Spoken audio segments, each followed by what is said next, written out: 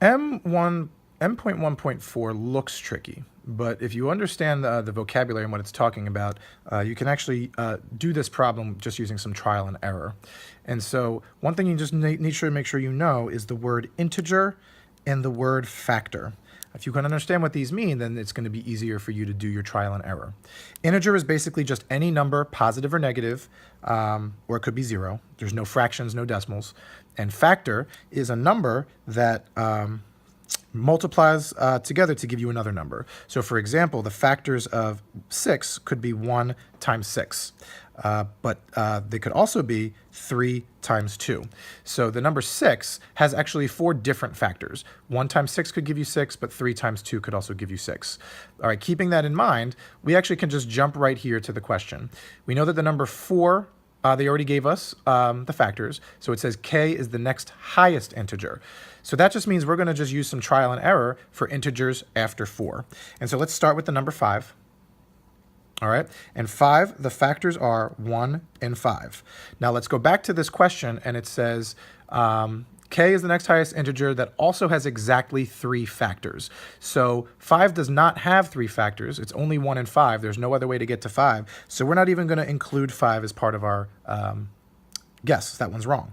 So let's go look at 6. We already did 6, and 6 has 4 different factors. So that's not going to be the number we use because we're looking for a number that has exactly 3. If we do 7, the only factors that can multiply to give 7 are 1 and 7. So that's only 2 factors, so it's not going to be 7. Let's try 8. 8, the factors are 1 and 8, and also 4 and 2. Again, this is 4 factors, just like 6, so we're not going to look at 8. And now let's go look at 9. The factors of 9 are 1 and 9, and also 3 and 3.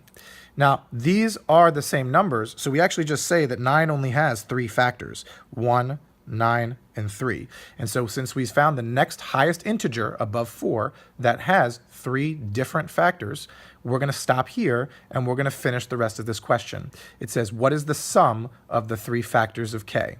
9 is the number k that we just found, so we're just going to add these 3 factors. 1 plus 9 is 10. 10 plus 3 is 13. So let's just take a look at our answer choices, and we can see that 13 matches our strategy. So the important notes to remember for something like this is just make sure you know vocabulary. Most importantly, integer, meaning that it is a number that is either positive or negative, and it includes 0. And that means there are no decimals or fractions. The other important vocabulary word to remember is the word factor. All right, and factor just means numbers that multiply together to give you another number.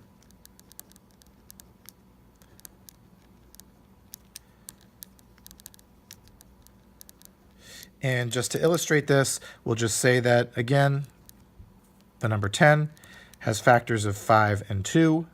It also has factors of 1 and 10.